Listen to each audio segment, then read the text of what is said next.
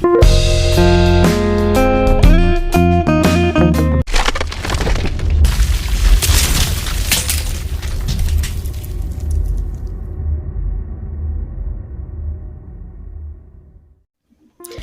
Guys, good evening.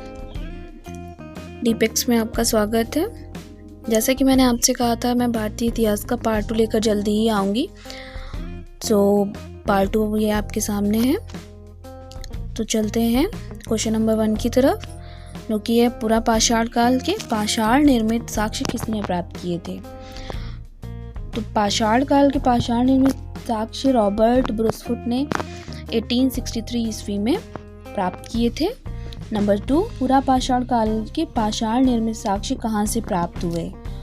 तो पूरा पाषाण काल के पाषाण निर्मित साक्ष्य हमें पल्लावरम मद्रास से मिले थे।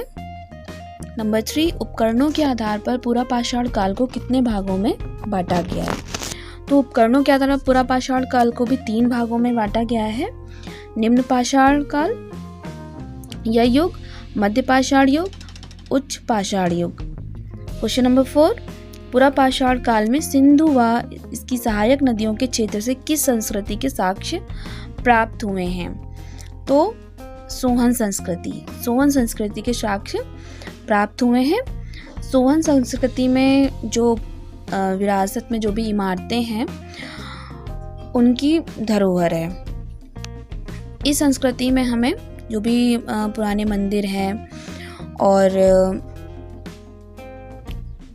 जो भी चीज़ें प्राप्त हुई हैं विरासत के रूप में, हमें मंदिर, किले, इन सब चीज़ों के रूप में, तो ये सारी जो इमारतें हैं ये सोहन संस्कृति में भी में हैं।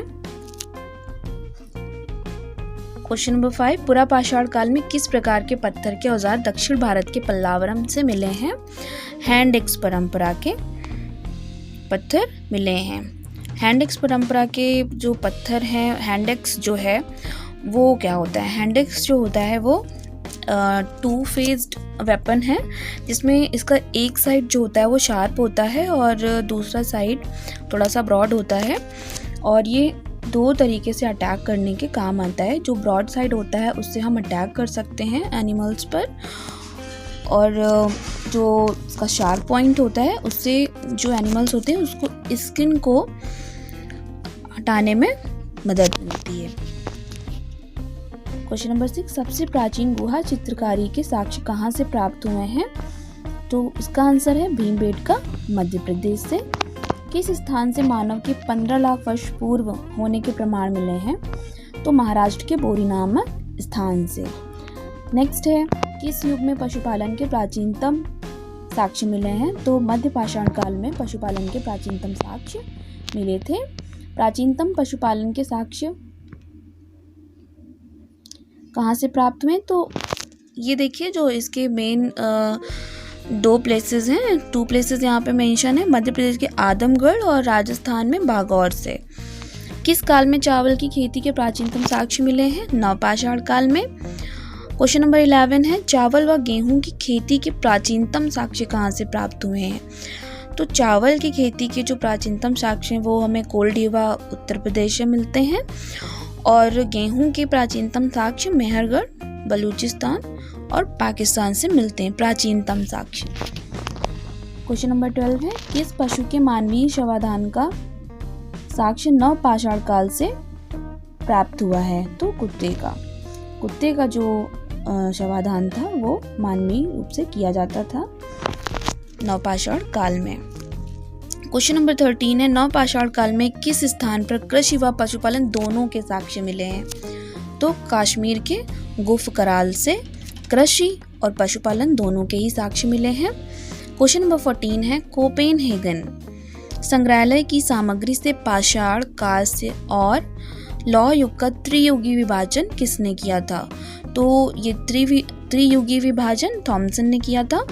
एंड नेक्स्ट क्वेश्चन इज, नवपाषाण काल के किन स्थानों से राख के टीले प्राप्त हुए हैं।